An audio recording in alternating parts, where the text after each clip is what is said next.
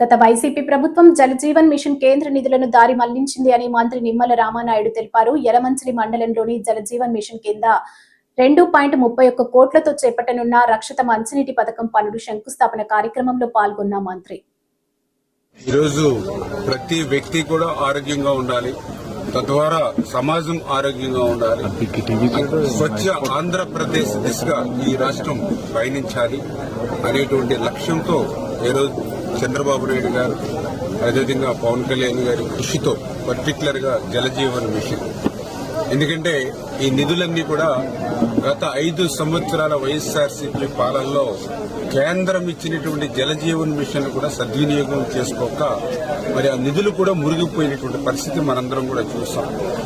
కేంద్రం ఇచ్చేటువంటి జలజీవన్ మిషన్ నిధులకు రాష్ట్ర ప్రభుత్వంగా తన వాటా చెల్లించకపోవడమే కాకుండా కేంద్రం ఇచ్చినటువంటి నిధులను కూడా దారి మళ్లించినటువంటి దుర్మార్గమైనటువంటి ప్రభుత్వం గత ప్రభుత్వం. ఎందుకు దుర్మార్గమైన ప్రభుత్వం అంటున్నానంటే, ఈవేళ ప్రతి వ్యక్తి కూడా ఎంత సంపాదించుకున్నా ఎన్ని కోట్లు గడించినా కూడా గుక్కెడు మంచినీళ్లు పడకపోతే ఆ ప్రాణం నిలవదు. అటువంటి మంచినీళ్లకి సంబంధించినటువంటి నిధులు కేంద్రం ఇస్తే వాటిని కూడా దారి మళ్లించేస్తే ఇక ప్రజలు ఎట్లా బ్రతకాలో మరి సమాధానం ఈ వైఎస్ఆర్సీపీ నాయకులు చెప్పవలసిన అవసరం ఉంది. అందుకే మళ్లీ ఈ రోజు చంద్రబాబు నాయుడు గారు పవన్ కళ్యాణ్ గారు కృషి చేసి జలజీవన్ మిషన్ కు సంబంధించినటువంటి ఆ టైం కూడా మరి అయిపోతే మళ్లీ నరేంద్ర మోడీ గారిని రిక్వెస్ట్ చేసి 2027 వరకు కూడా ఈ జలజీవన్ మిషన్ సమయం పెంచడం ద్వారా ఈవేళ మళ్లీ ఆంధ్రప్రదేశ్ రాష్ట్రానికి మరి ఈవేళ మళ్లీ నిధులు తెచ్చుకుంటున్నటువంటి పరిస్థితి. మరి అటువంటి నిధులలో భాగంగానే ఈ రోజు ఇప్పుడే చూసాం మనం యలమంచిలి మండలంలో ఇప్పుడే కాజా మరి వెస్ట్ గ్రామానికి సంబంధించి 1,10,00,000 రూపాయలు, కాజా ఈస్ట్ గ్రామానికి సంబంధించి 66 లక్షల రూపాయలు, ఓటాడ గ్రామానికి సంబంధించి 55 లక్షల రూపాయలు. ఇవన్నీ లక్షలు అంటే దగ్గర 2,31,00,000 రూపాయలు ఈ 3 గ్రామాలకి ఈ రోజు మేము శంకుస్థాపన చేశాం జలజీవన్ మిషన్ నిధుల కింద. అంటే ఈవేళ చంద్రబాబు నాయుడు గారు పవన్ కళ్యాణ్ గారు ఇక్కడ ముఖ్యమంత్రిగా ఉప ముఖ్యమంత్రిగా ఉన్నారు, నరేంద్ర మోడీ గారు ప్రధానమంత్రిగా ఉన్నారు. కాబట్టి ఇలాంటి కష్టకాలంలో కూడా ఈ జలజీవన్ మిషన్ పెంచి ఈ రోజు ఈ నిధులు తీసుకొచ్చామనంటే ఇది పనిచేసేటువంటి ప్రభుత్వం, గతంలో ఉన్నటువంటిది పనితీరు అనేటువంటి ప్రభుత్వం. ఈ తేడాను ప్రజలందరూ కూడా గుర్తుపెట్టుకోవాలనే విషయాన్ని కూడా ఈ సందర్భంగా గుర్తు చేస్తూ మరి అదేవిధంగా ఈ రోజు ఏదైతే ఇప్పుడే రైతులు కూడా చెప్తూ ఉన్నారు, ఈవేళ కడ వరకు కూడా నీళ్లు వస్తూ ఉన్నాయి. గతంలో మెరకలకి నీళ్లందక చాలా ఇబ్బందులు పడ్డాం. ఈవేళ బ్రహ్మాండంగా నీరు వస్తున్నాయి. ఈవేళ రైతులు కూడా దండలేసి పసుపుగా చెల్లించి అభినందనలు తెలియజేస్తూ ఉన్నారు. ఈవేళ రైతులకు కూడా 1,650 కోట్ల రూపాయలు బకాయిలు పెట్టింది గత ప్రభుత్వం. ఎంత దుర్మార్గమో చూడండి.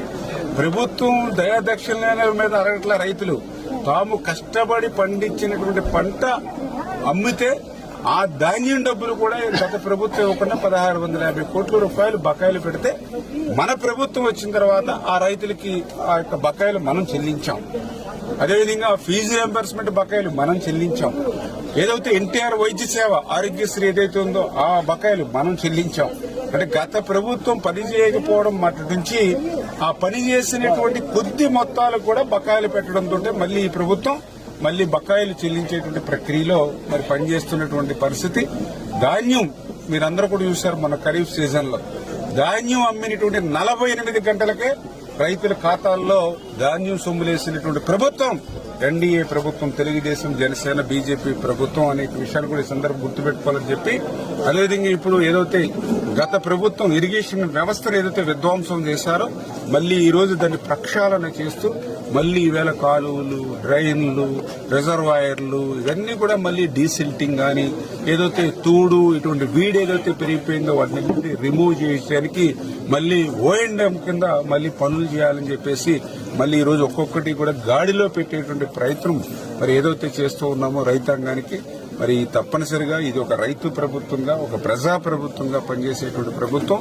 దానికి ఉదాహరణే ఇన్ని అభివృద్ధి కార్యక్రమాలని చెప్తూ ఈ కార్యక్రమాలతో పాటుగా ఎన్నో సంక్షేమ కార్యక్రమాలు, పెన్షన్ల పెంపు గాని, ఉచితంగా 3 గ్యాస్ సిలిండర్లు ఇవ్వడం గాని, అన్నా క్యాంటీన్ ద్వారా 5 రూపాయలకి భోజనం పెట్టడం గాని, 16,000 పోస్టు డిఎస్సి ద్వారా వేసి టీచర్ పోస్టులు భర్తీ చేసి యువతకు ఉద్యోగ అవకాశాలు కల్పించడం గాని, ఇట్లా అనేకమైనటువంటి సంక్షేమ కార్యక్రమాలు.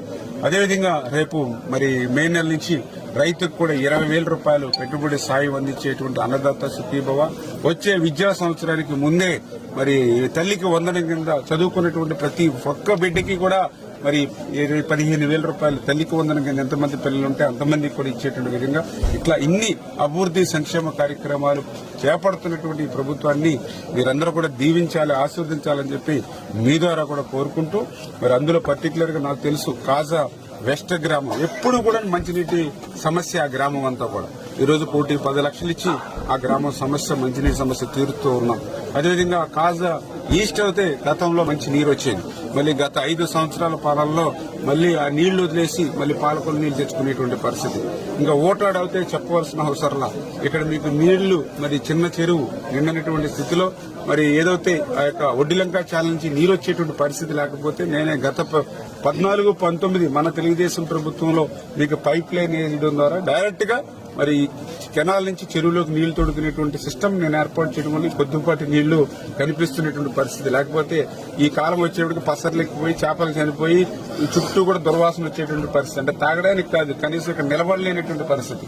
మళ్ళీ ఈ రోజు మళ్ళీ మేము 55 లక్షల రూపాయలు మళ్ళీ నిధులు పెట్టాం. జాతి ఇంకా ఇప్పుడు ఉన్నటువంటి నీళ్లు కూడా డబల్ చేసి క్వాలిటీ పెంచి మీ అందరి ఆరోగ్యాన్ని కాపాడేటువంటి బాధ్యత ఈ రోజు మేము తీసుకుంటాం.